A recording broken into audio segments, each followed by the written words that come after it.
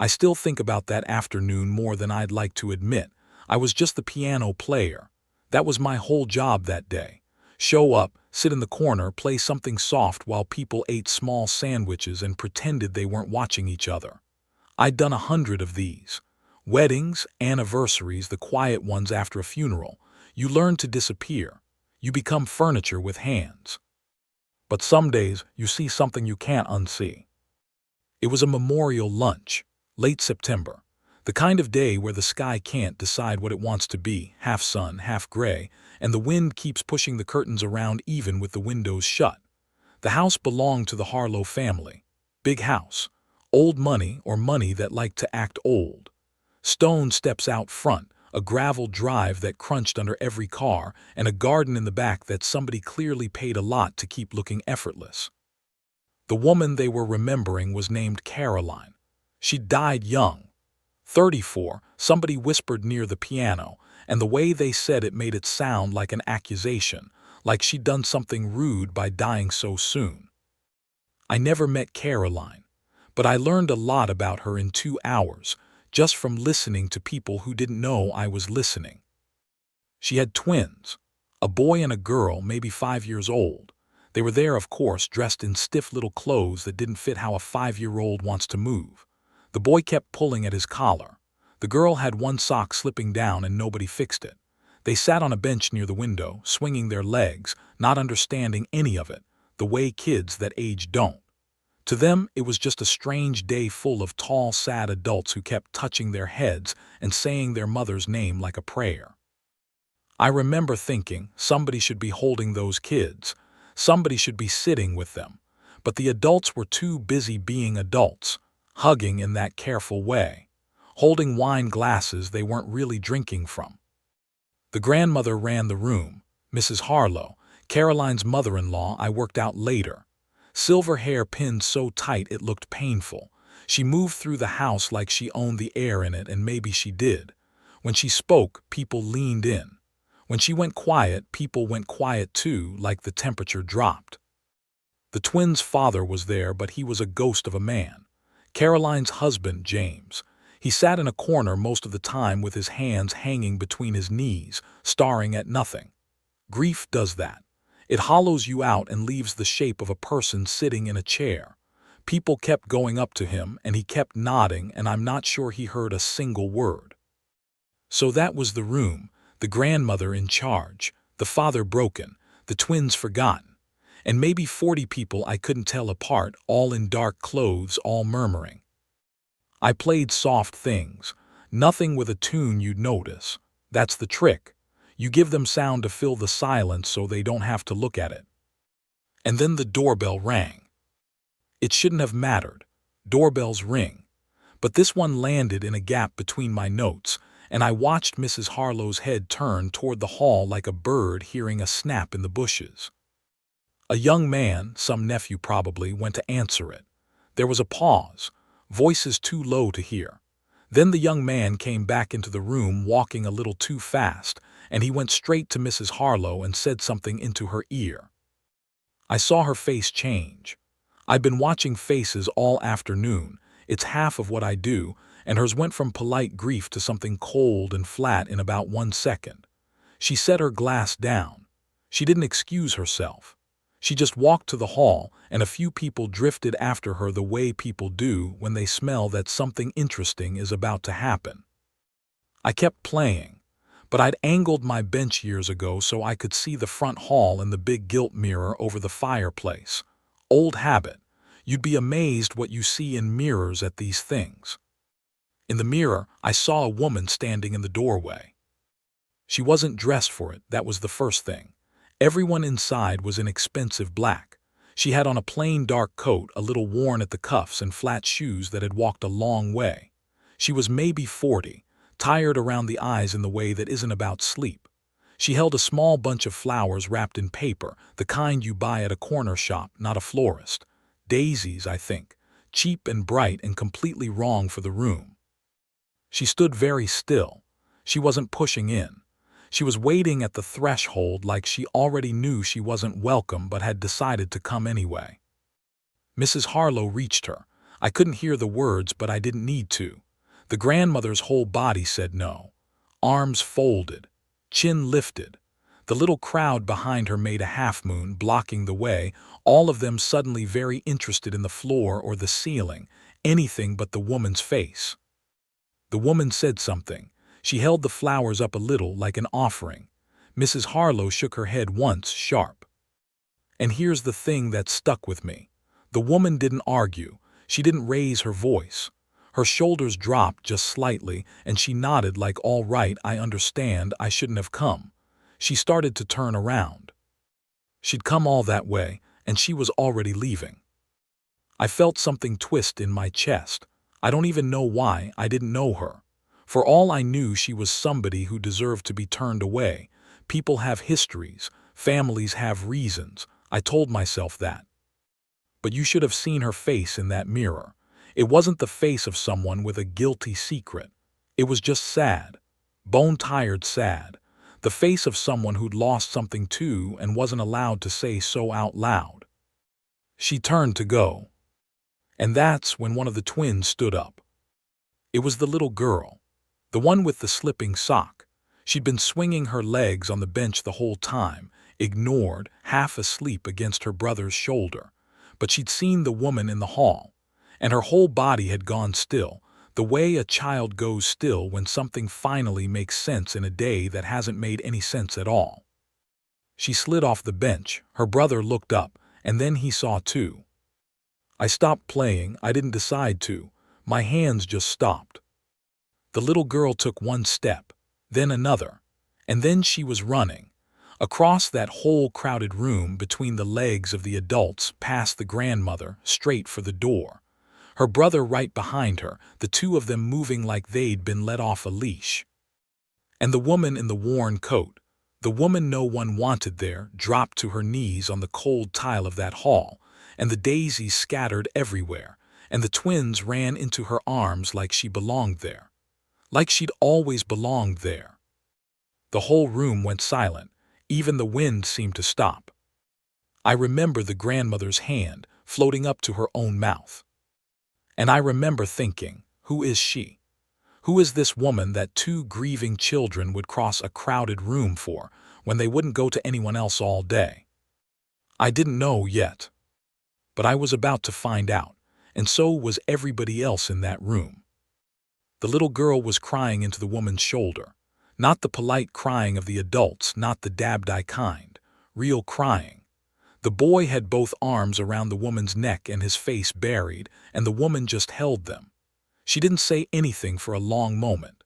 She just held on her knees on the floor with the flowers crushed under everyone's feet, and she rocked them a little, the way you rock a baby without thinking about it. Then she whispered something to them.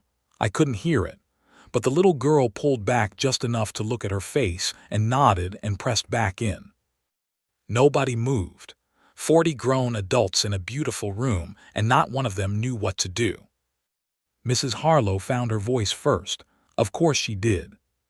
Children, she said, sharp. Children, come here, come to grandmother right now. Neither child moved. The boy's grip got tighter. James, the grandmother turned to her son, the ghost in the corner. James, do something, get them away from her. And here's where it turned. Because James, the broken husband, the man who'd been staring at nothing for 2 hours, finally lifted his head. He looked at the woman holding his children, and his face did something complicated. Recognition, and shame, and something that might have been relief. Mum, he said quietly, leave it. James, that woman has no right. Leave it. He stood up. His knees cracked, he'd been sitting so long. He walked across the room toward the hall and people parted for him, and he stopped a few feet from the woman and just looked at her. You came, he said. I had to, she said. Her voice was rough. I'm sorry, I know I shouldn't have. I needed to say goodbye to her and I needed to see them. She looked down at the twins. Just for a minute, then I'll go, I promise. Who is she? Somebody whispered behind me. A man's voice. Who is that? Mrs. Harlow answered, loud enough for the whole room like she wanted it on record. She's nobody. She's the woman who used to clean Caroline's flat before they married. She has no business here." And the woman flinched, just a little, like the word cleaner was a slap. But James shook his head slowly. "That's not all she was, Mum." He swallowed hard. "Her name is Renata, and she's the reason Caroline made it as long as she did." The room shifted. You could feel it, people glancing at each other. I'll tell you what came out over the next 20 minutes because it came out in pieces. James talking, then Renata talking, the two of them filling in each other's sentences while the children stayed wrapped around her. I've put it together for you the way I understood it. Caroline had been sick for a long time, longer than the family liked to admit, and when she got sick, the family did what families like that do. They sent money, they sent specialists, they sent flowers, but they didn't come. Mrs. Harlow found hospitals depressing. She visited twice in 2 years, twice. But Renata came every day. Renata had started out cleaning Caroline's flat, that part was true. Years ago, before the marriage, before the money. And the two women had become friends. Real friends, the kind that doesn't care who has more. When Caroline got sick, Renata didn't disappear like the cleaning work disappeared. She stayed. She cooked. She sat up through the bad nights. She washed Caroline's hair when Caroline couldn't lift her own arms. She took the twins to the park so they could be children for an hour while their mother slept. She did all of it for free. James admitted that, his voice cracking. They tried to pay her in the early days and she'd refused. She said, "You don't charge for being someone's friend." And the twins knew her better than they knew half the people crying in that room. Renata had been the steady thing in 2 years of upside down.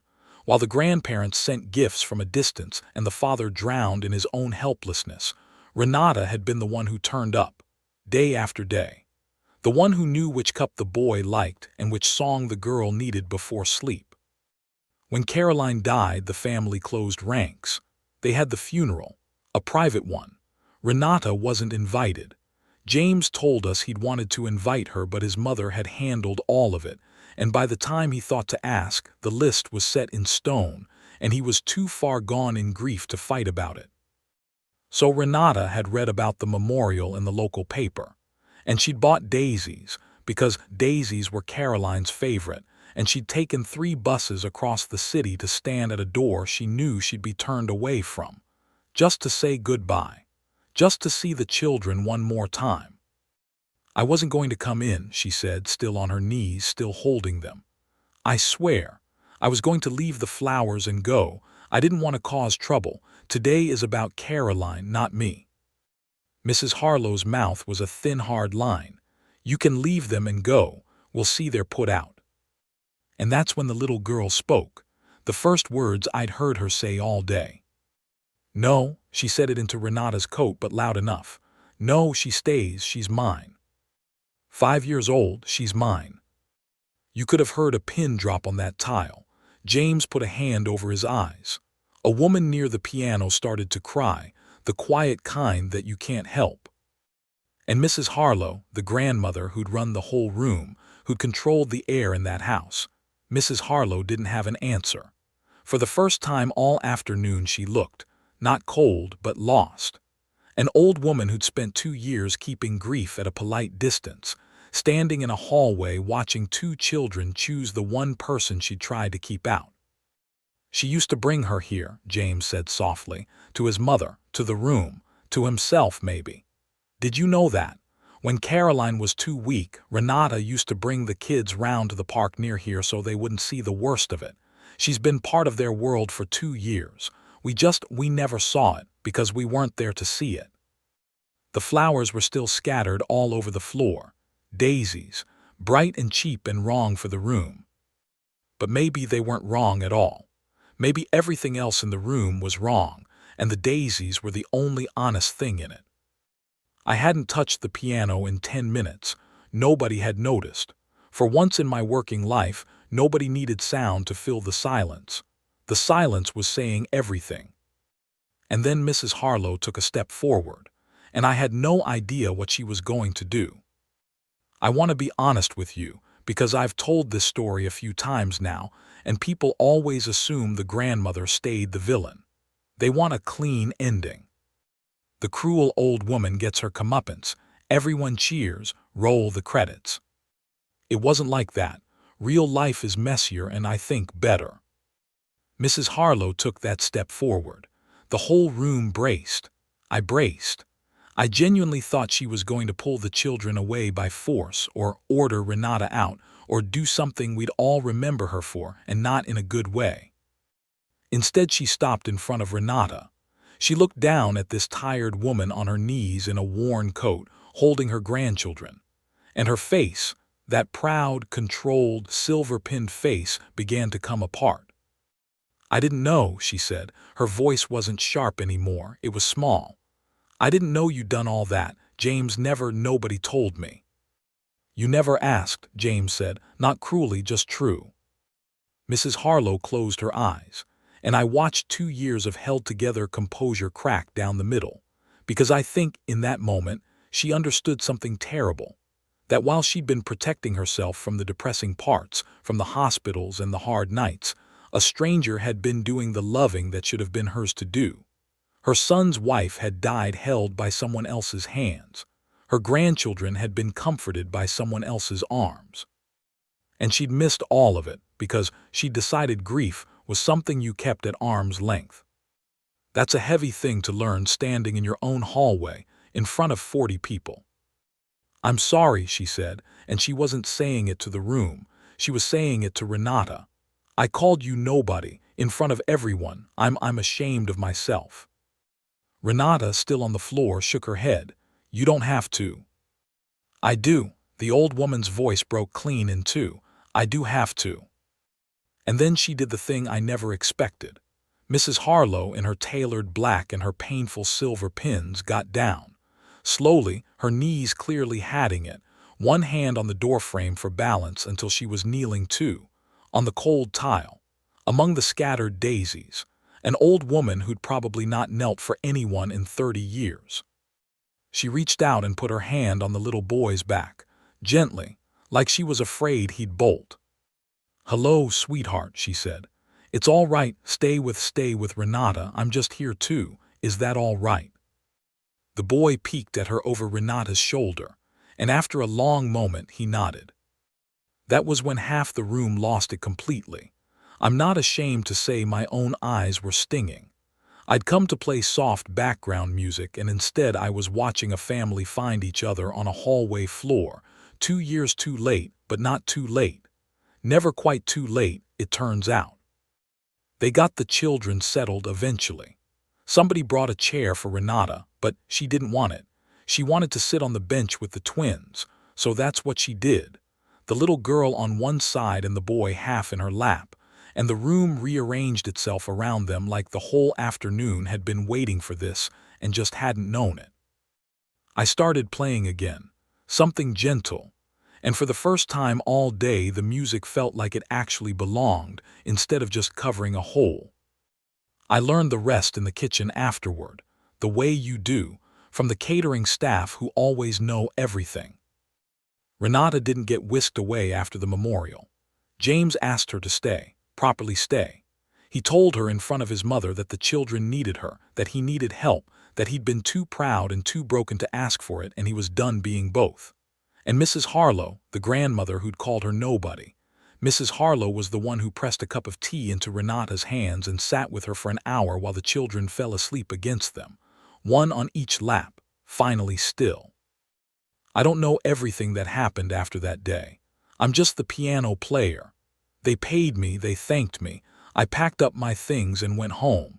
But I did hear, a few months later, from one of the catering girls who kept in touch with the housekeeper, that Renata had moved into a little flat near the Harlow house, that she picked the twins up from school, that the grandmother had her round for Sunday lunch every week, and the 2 women, who'd started that day as enemies in a hallway, had somehow become something close to friends. United, I suppose, by the same loss, by loving the same woman who was gone and the same 2 children who were still here. I think about that little girl a lot. 5 years old, swinging her legs on a bench in a room full of crying adults, none of whom she really wanted. And then the door opens, and there's the one person she's been waiting for without even knowing it, and she runs. She doesn't ask permission. She doesn't care that the room says no. She just runs because she knows, the way children know things before the rest of us catch up, exactly where she belongs and who she belongs to. We spend our whole adult lives deciding who's worthy, who's family and who's a stranger, who gets invited and who gets turned away at the door. We make our lists and we guard them, and we call people nobody when they don't fit. And then a child crosses a crowded room and shows us we got the whole thing wrong. Renata stood at that threshold sure she didn't belong. 40 people agreed with her. The grandmother said it out loud. And it didn't matter at all, because belonging was never theirs to give or take away. It had already been decided 2 years earlier in a sick room none of them ever visited, by a dying woman and the friend who stayed. The people who were supposed to want her there didn't. But the two who mattered most ran into her arms like she'd never been anywhere else. And maybe that's the only invitation that ever really counts.